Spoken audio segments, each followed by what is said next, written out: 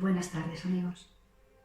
Vamos a dedicar un ratito esta tarde a acercarnos, ¿no? Para acercarnos a algo que estamos celebrando en estos días, que es la encarnación del Hijo de Dios, el Dios que se hace hombre.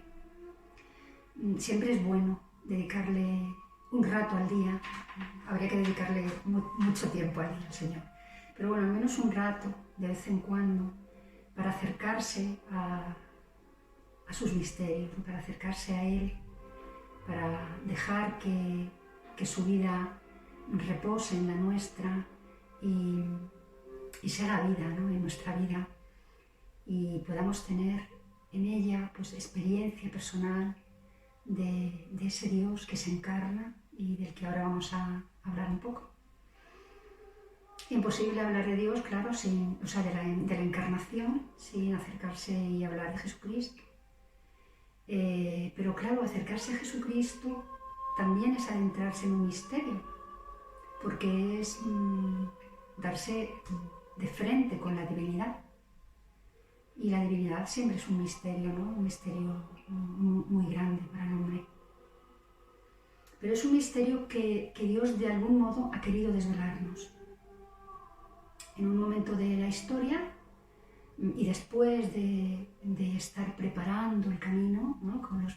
por los profetas, Dios había elegido un pueblo, el pueblo de Israel, y durante un tiempo estuvo preparándole el camino a ese Mesías que esperaban, y a la hora de encarnarse, Dios decide encarnarse Él.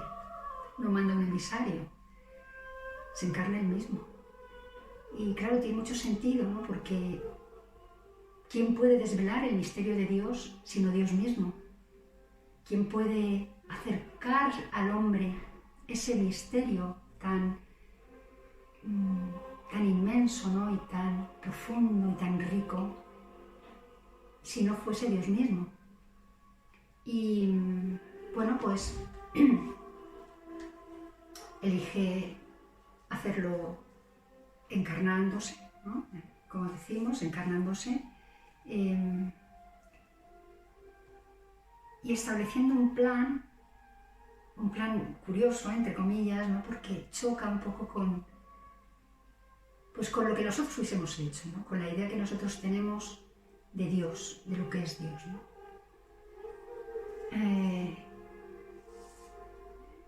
Dios había dicho: soy el que soy, en la Escritura, ¿no? Es decir, soy el que soy, el que existe, el vivo, el viviente, el existente. Y nosotros somos lo que somos porque somos en Él, porque somos su creación, y porque nos ha dado la vida, y porque en nuestro cuerpo y en nuestro barro están sus huellas. Es verdad que somos de la tierra, es verdad que somos su creación y que somos de barro, ¿no? Pero es un barro que Dios ha trabajado, en el que Dios ha puesto pues sus huellas, ¿no? Y su presencia, y tirando de ahí de ese hilo, y con todo lo que Dios nos ha dicho posteriormente, y con todo esto que vamos a ver ahora, ¿no? Pues ese misterio que es Dios puede ser un misterio que al final nos resulte familiar. Hay una tendencia en el hombre a buscar desde todos los tiempos, ¿no? a buscar, a relacionarse con esa divinidad que intuye, porque la lleva latente en su alma, no en su corazón.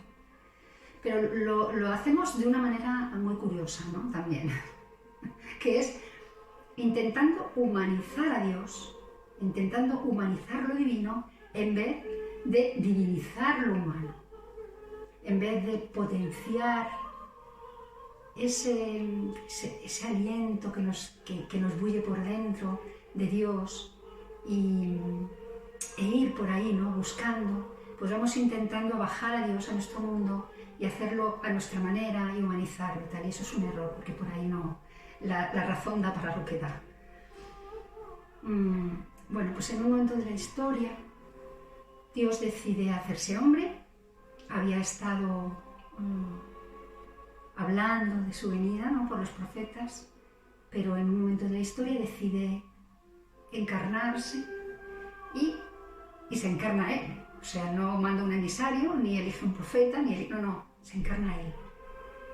Y claro, esto tiene mucho sentido, ¿no? Porque ¿quién podía desvelar el misterio de Dios sino Dios mismo? Si para los hombres Dios era una incógnita de algún modo, un misterio ahí casi imposible, ¿no?, de desentrañar, tenía que ser Dios mismo quien nos dijese quién es y a qué vino a la tierra, ¿no? Y entonces elige encarnarse y lo hace de un modo llamativo para nosotros, ¿no? Porque nosotros tenemos una idea de Dios muy centrada en el poder y en la riqueza, en la omnipotencia, ¿no?, en la autoridad. Y claro, nos desarma mucho que Dios se hiciese hombre del modo en el que se hizo hombre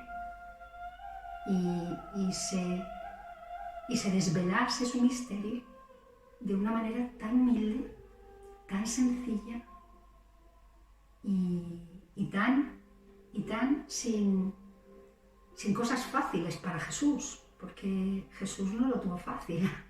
Jesús fue un hombre en el más amplio sentido de la palabra, que tuvo que bregar y cargar con todas las limitaciones humanas. Y bueno, vemos que Dios elige para ese plan tan humilde, ¿no?, que Él tenía de salvación, bueno, tan ambicioso, porque evidentemente era un plan suyo, pero al mismo tiempo tan humilde y tan sencillo. Elige nacer en un pueblo por ahí perdido, ¿no?, en una aldea de la que se decía que no podía salir nada bueno, ¿no? En Nazaret. Elige una jovencita que no tenía ninguna relación, que sepamos, con el imperio romano ni con los poderosos, una chiquita sencilla, poco más que una niña, y una joven que lo primero que siente es que le sobrepasa la tarea.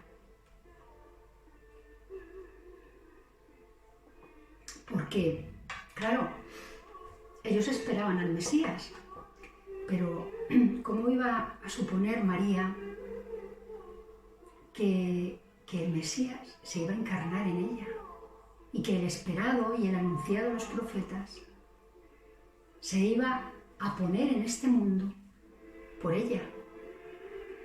Y entonces, cuando el ángel le está contando el plan que Dios tiene para su vida, ella dice, ¿cómo podrá ser esto? Y bueno, inmediatamente el Espíritu Santo, ¿no?, le llena de su gracia y ella acoge ese misterio y dice unas palabras preciosísimas que deberíamos decir nosotros también todos los días y muchas veces, ¿no? Esto de, y aquí la esclava del Señor, hágase en mí según tu palabra. Y el plan de la salvación y de la encarnación se pone en marcha.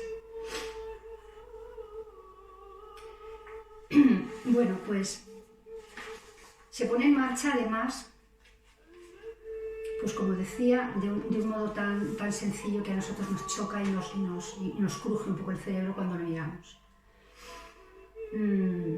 Pensamos que la omnipotencia y el poder de Dios son sus atributos más importantes, ¿no? Y no nos cuadra eso de que Él tenga que morir y de que Él tenga que nacer como nació. Vivimos en un mundo de tal manera montado sobre el poder y sobre la riqueza que proyectamos en Dios nuestra codicia, ¿no?, de riqueza y de poder. Bueno, yo lo primero que escuché cuando me puse a profundizar un poco más en esto de la encarnación fueron tres palabras que además son pilares de nuestra Iglesia, que son las palabras pobreza, castidad y obediencia, que es lo que se le exigió a María y lo que se le exigió a Jesús y a San José. Y en realidad esas tres palabras lo único que significan básicamente es renuncia, es sacrificio, es de algún modo también humillación, porque es renunciar a todo eso que nosotros los hombres reconocemos como importante para vivir al modo de Dios, que por otro lado no entendemos muy bien, ¿no? Sobre todo en aquel momento no entendíamos muy bien. Y bueno, la Virgen María, después de aquella duda inicial, ¿no? De aquella sorpresa que la superó, cuando siente en su cuerpo las primeras señales de la encarnación del Mesías, pues hace una oración preciosa frente a su prima Isabel, con aquello que dijo de proclama mi alma la grandeza del Señor y se alegra mi espíritu en Dios mi Salvador, porque ha mirado la humillación de su esclava. Volvemos a la pobreza de María, que lo entendía. Volvemos a la humildad, porque además María en ese momento estaba frente a Isabel, su prima, que llevaba toda una vida de casada sin haber podido ser madre. Y para las mujeres de aquella época, y para los hombres también, pero especialmente para las mujeres, lo más importante eran las tierras y la descendencia. O sea, ser mujer y no tener hijos era como una humillación tremenda. Y además, en aquel momento en el que María visita a Isabel, Isabel estaba en un momento de inicio ya de la vejez, ¿no? Cuando se empieza a poner también sobre la mesa y de manifiesto la humillación que supone hacerse viejo, porque para el mundo la vejez también es una humillación, es un momento de la vida en el que todo desciende todo eso que el hombre, que el mundo considera importante, la energía, la vitalidad, la capacidad de hacer cosas, la capacidad de ganar dinero, la juventud, ¿no? Todo eso lo asociamos, ¿no? con poder y con... Cuando uno empieza a depender de los demás y a no poder hacer cosas, pues entra como en un periodo de indefensión que resulta un poco humillante, humanamente hablando. Bueno, pues aquella fragilidad en lo humano y aquella humillación que sintió María y que sintió su prima se da de manera continua durante toda la vida de Cristo y la vida de aquellos que son de Cristo también. Y nos cuesta mucho ir contra el mundo, porque cuando nosotros estamos montando nuestra vida y organizándola en torno a eso que llamamos calidad de vida, ¿no? Que es, oye, pues si podemos vivir en La Moraleja, ¿por qué vamos a vivir en Getafe, por ejemplo, ¿no? Si podemos tener un Audi, ¿por qué nos vamos a conformar con un Renault?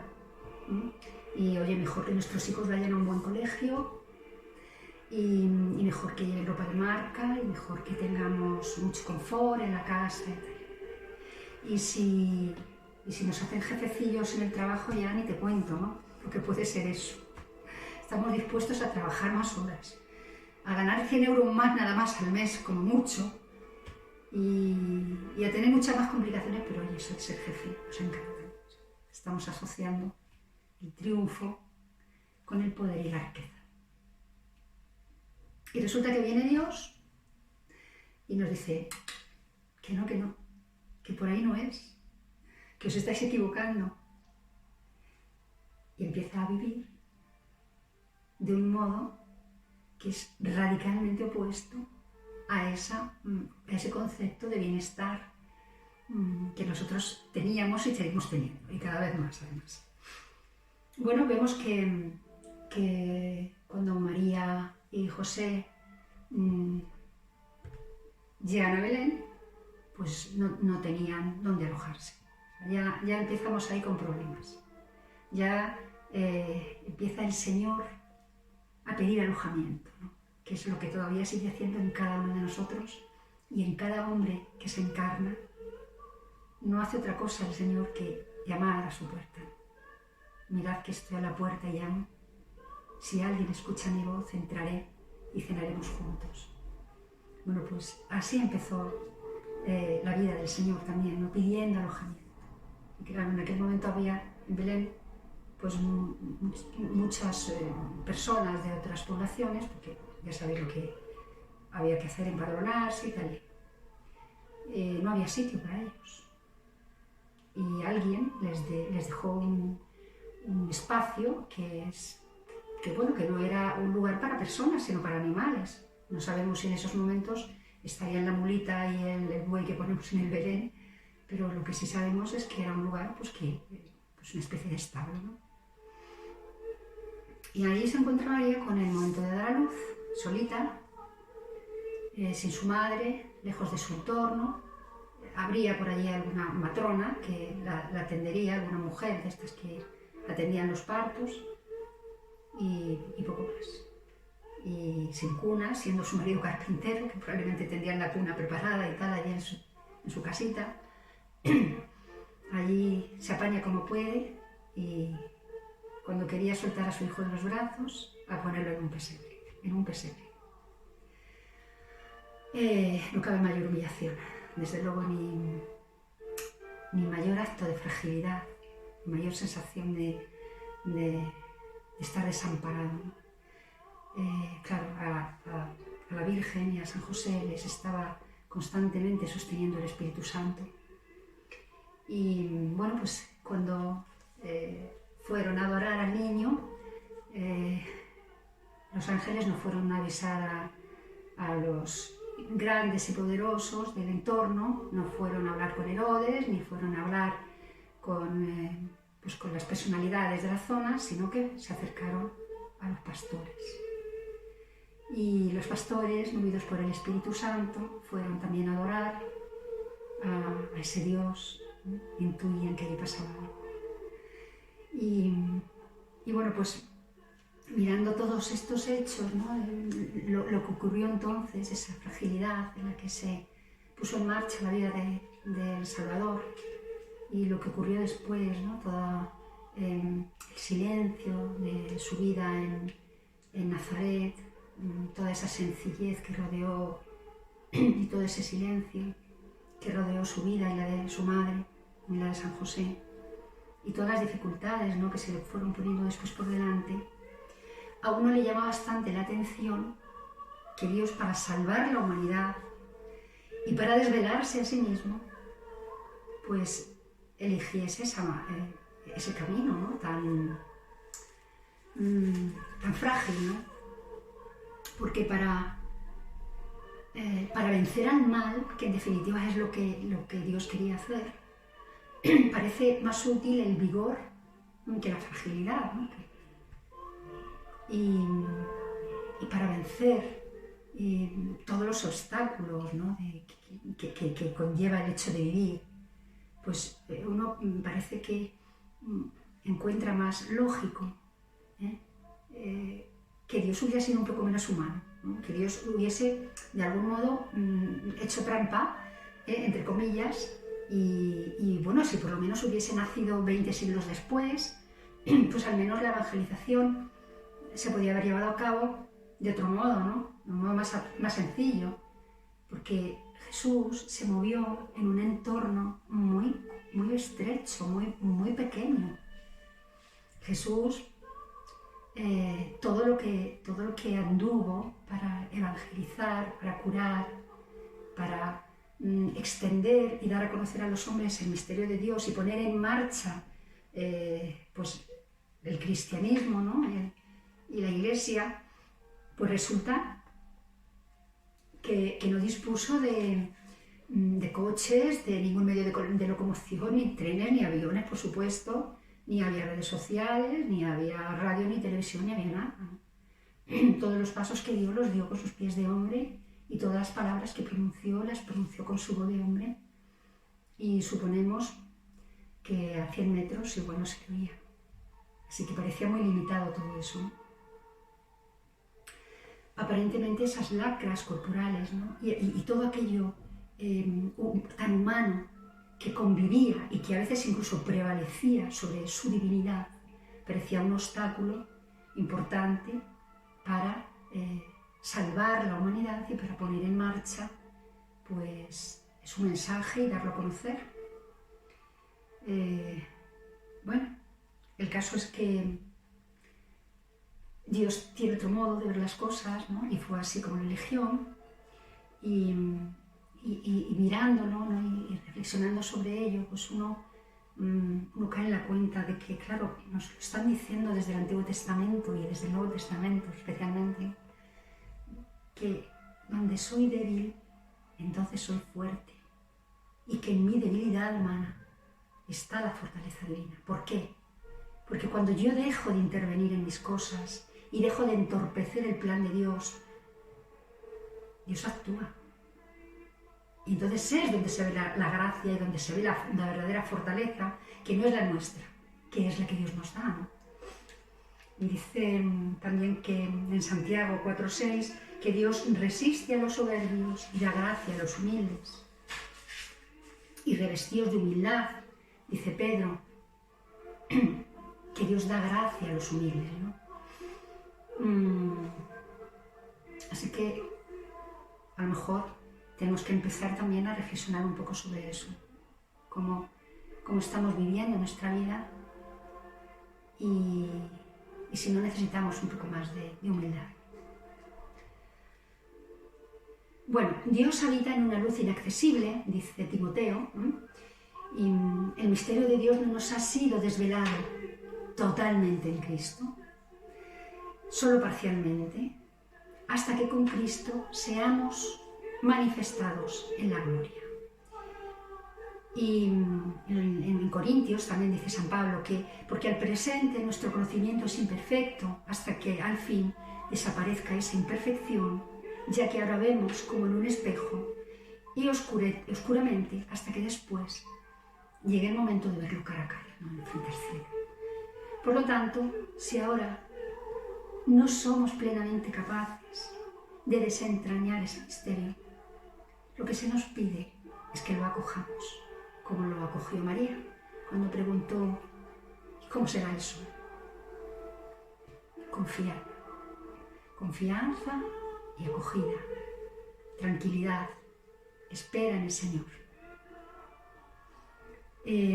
Yo, cuando me pongo frente al mar en un amanecer, por ejemplo, o en un anochecer, no me paro a pensar qué fenómenos están dando para que yo pueda ver ese montón de colores cambiantes que es ahora diferente de lo que ocurrió hace medio minuto y de lo que ocurrirá medio minuto más tarde.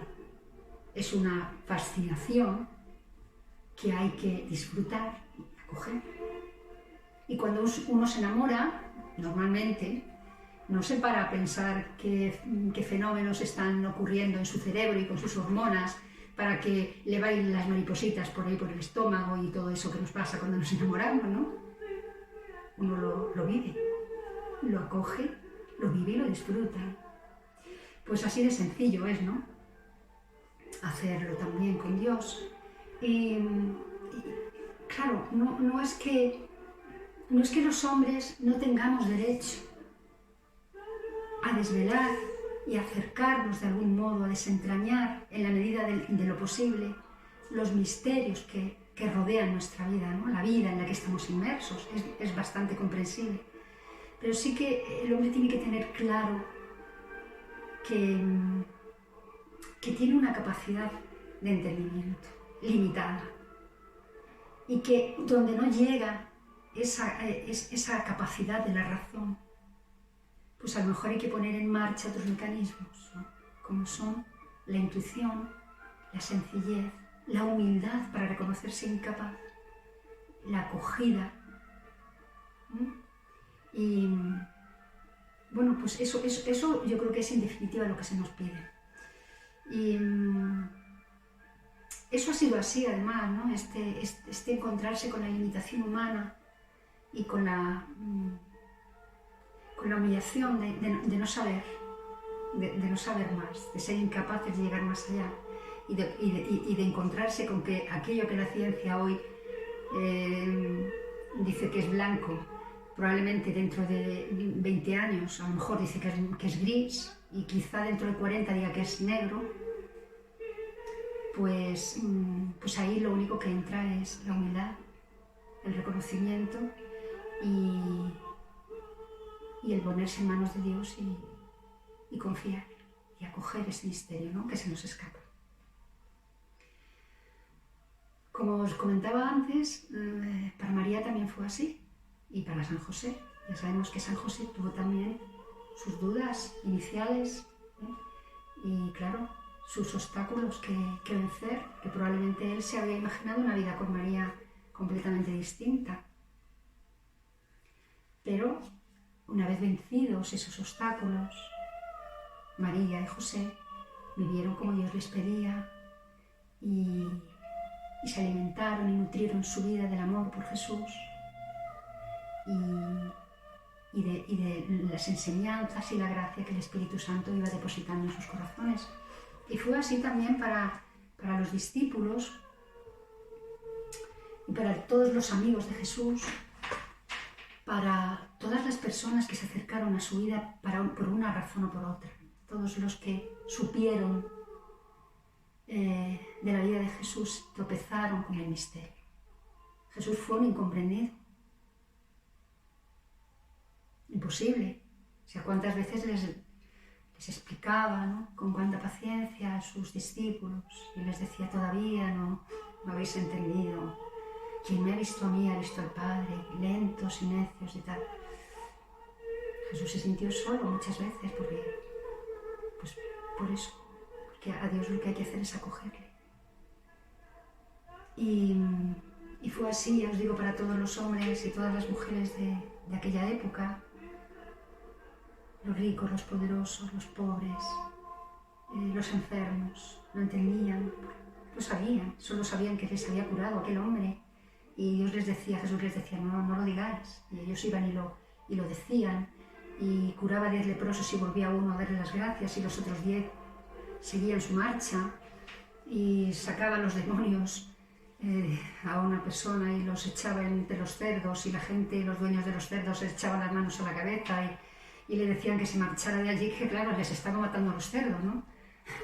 Todo aquello fue pues un misterio que todavía continúa, ¿no? Insistir mucho en eso, insistir en la acogida de ese misterio, ¿no?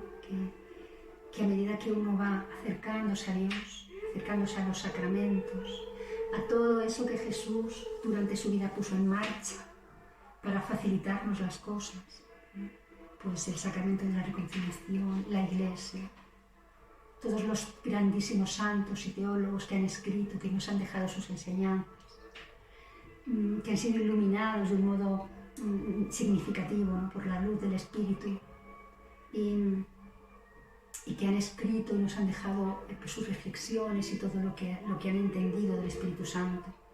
Enriquecernos con eso y permitir que la gracia también aflore en nosotros, también nos nutre y nos alimente a nosotros, y ese misterio se vaya haciendo familiar, cercano y amable en nuestro corazón.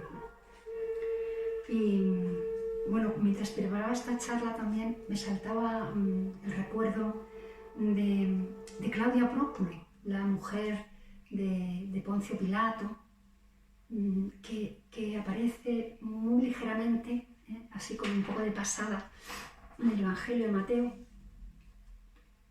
pero que para los ortodoxos los cristianos ortodoxos es una mujer santa, ¿no? Y celebran su día y tal. El Evangelio de Mateo nos dice que cuando su marido está juzgando en ese juicio tan chapuza que le hicieron a nuestro Señor, ¿no? Ella estaba ahí detrás de las cortinas, mirando, ¿no? Y se acerca y le dice: no hagas daño a ese hombre. He tenido sueños con él, y sueños muy dolorosos. En el Antiguo Testamento, y ahí estamos entre medias del Antiguo y del Nuevo, ¿no? Los sueños se podían considerar profecías también, ¿no? Se podían considerar como momentos de luz y de gracia. Y Santa Catalina de Emmerich, que escribió, alguien recogió sus visiones, ¿no? Y en las que se inspiró Mel Gibson para hacer esa maravilla de película que es La Pasión. Lo describe muy bien. Si tenéis ocasión, esa película hay que verla muy a menudo, a lo mejor no entera, ¿no? Pero sí ir cogiendo trozos y trayéndola, ¿no?, de nuevo al corazón, porque es una delicia. Bueno, pues ahí podemos ver cómo ella insiste, cómo se acerca a su marido y le dice: no hagas daño a ese hombre, yo le he visto, he oído su voz y sé que en él está la verdad. Y él le dice: ¿qué es la verdad? Claro, ella no pudo decirle otra cosa que: si tú no eres capaz, si tú no puedes reconocerla en tu corazón, nadie podrá decirte lo que es la verdad, pero no hagas daño a ese hombre.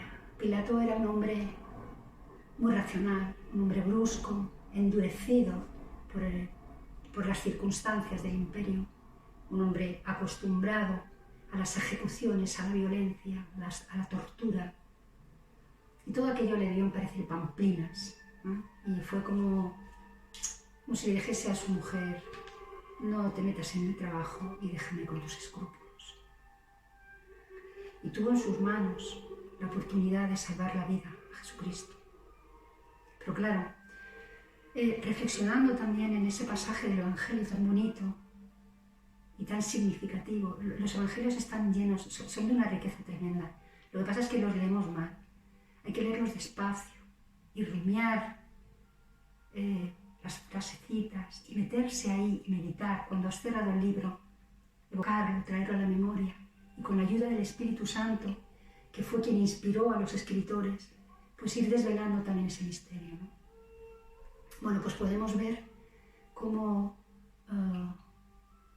Pilato era un hombre absolutamente confundido, incapaz de manejar la situación, que entraba y que salía del pretorio, que se dirigía al pueblo, a la chusma que estaba ahí, pidiendo la ejecución de Jesús.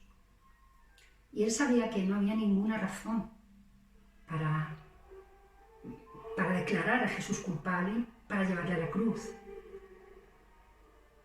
Pero no tuvo valor para enfrentarse a la verdad. O sea, la verdad que estaba ante sus ojos, ni la reconoció en Jesús, ni la reconoció en sí mismo. Porque una persona íntegra en ese momento hubiera dicho: no os mato al Galileo, no os crucifico al Galileo, porque este hombre no ha hecho nada. No supo ni ver la verdad de Dios que estaba frente a él, ni aceptar la verdad que reconoció cuando sabía de la inocencia del Galileo. Y por el contrario, Jesús, que en aquel momento pues volvía, ¿no?, de la tortura salvaje que le habían infligido todos estos romanos, estaba sereno, hacía lo que tenía que hacer, no titubeó en ningún momento, habló las palabras que tuvo que hablar, no sintió miedo, y si lo sintió lo venció, porque estaba sostenido por la verdad que habitaba en él. Y Dios había bendecido de algún modo, ¿no? Había puesto en la vida de Pilato una mujer que sí reconocía la verdad. Una mujer serena, intuitiva, sensible a la verdad. Y a ella tampoco la escucho. Triste, ¿eh? Bueno, pues es en la verdad donde Dios se nos entrega con toda su fuerza, toda su gracia y toda su presencia. Y además nos lo dice, ¿no? Nos lo dice muy claro, ¿no? Dice, buscad el reino de Dios y todo lo demás os será dado. O sea, cuando uno busca el reino de Dios, está buscando la verdad. Y todas las demás verdades humanas llegan a la vida de la persona que busca la verdad divina, ¿no? Y uno se siente muy sostenido, ¿no? Por Dios cuando busca la verdad. A medida que vamos cumpliendo años, pues te vas dando cuenta de que eso es así, ¿no? Cuando tú has tenido experiencia de haber buscado la verdad y de haber sido fiel a ella, incluso yendo contra el mundo, contra tus instintos, ves cómo en tu vida Dios se hace presente y la gracia fluye y la gracia te sostiene y todo lo demás se te da. Y todo lo demás se te da, es así de sencillo. Bueno, pues esto es todo. Que la gracia de Dios os acompañe y que su salvación, que celebramos ahora, y su encarnación, pues sostengan vuestra vida y la llenen de luz y la llenen de certeza y de colores. Hasta el próximo día.